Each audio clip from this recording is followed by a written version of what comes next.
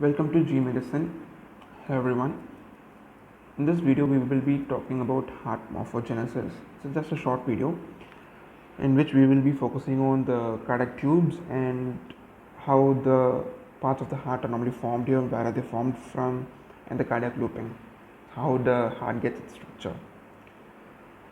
So primarily we'll be having this arrhythmogenic cluster cells which is located in the splanchnic mesoderm, which will give rise to two cardiac tubes here. So this is the first cardiac tube and this is the second cardiac tube, which will fuse together forming a single cardiac tube as such, with two legs over here. So this is the first leg and this is the second leg. The fusion happens from the cranial aspect to the caudal aspect, from here till here. It goes like in this direction, and forming this tube will be having a series of dilatations coming up over here. So this is the first dilatation, second dilatation, and the third dilatation, and each of them have their own names here. So we'll be talking about the first dilatation, calling them as the bulbous cordus. The second will be called as the primitive ventricle. The third will be giving us primitive atria. These are all primitives which will develop furthermore. So following the third dilatation, we'll be having the sinus venosus, and then we'll be having the legs here. So this is the right leg and this is the left leg. So now what do these structures give? We'll see it now.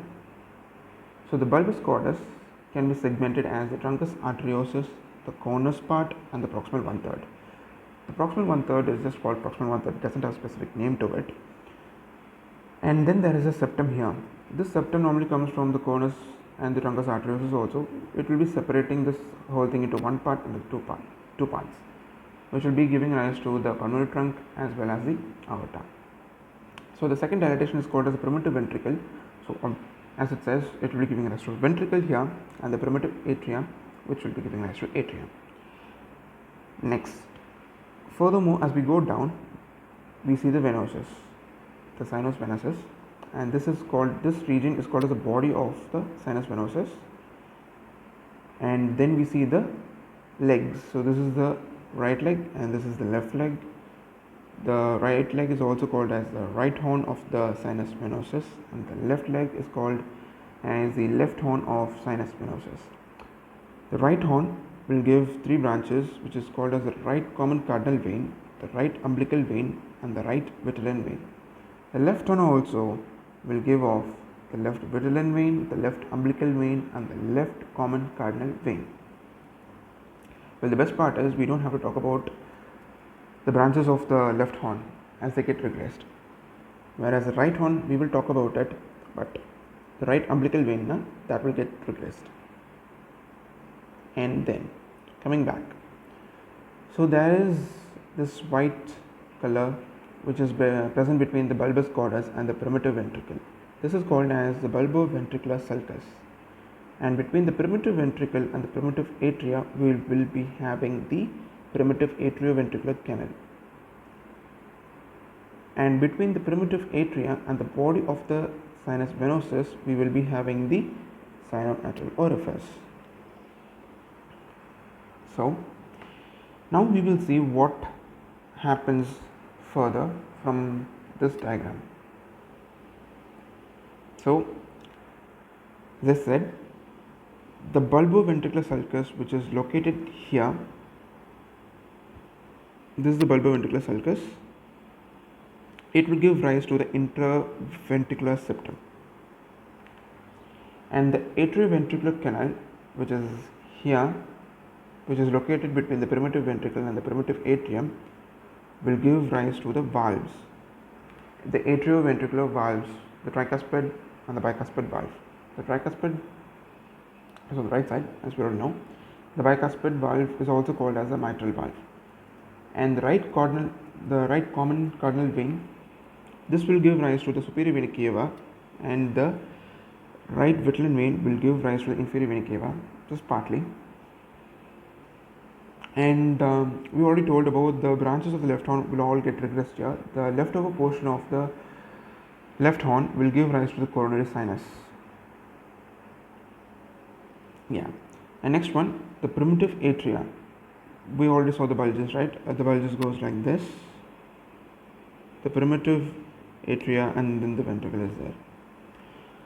So the primitive atria, which is here, will give rise to the rough part of the atrium, and the primitive ventricle will give rise to the rough part of the ventricle. The primitive ventricle will be forming the left ventricle, not the right one, because the right one is normally formed by the proximal 1/3 of the bulbous cordus. Yeah. And next one, since we talked about the rough part, we have to talk about the smooth part also.